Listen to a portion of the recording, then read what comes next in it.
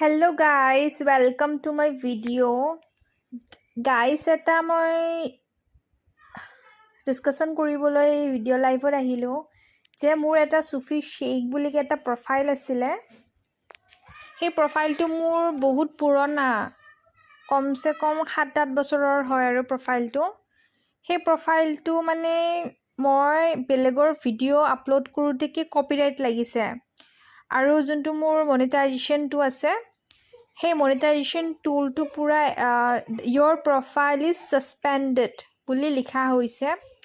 গতিকে কপিৰাইটটো গুচাবলৈ মই কি কৰিলো, ইমেইল কৰি দিলো। প্ৰফাইল ষ্টেটাছত ইনবক্স ষ্টেটাছ আছে তাতে মই ইমেইল কৰি দিলো। এতিয়া মই জানিব বিচাৰিছো যে যোনটো ইমেইল মই পঠাইছো হেতু মোৰ যোনটো ইস্যু হৈছে প্ৰফাইলত হেতু ঠিক হ'বনে নাই।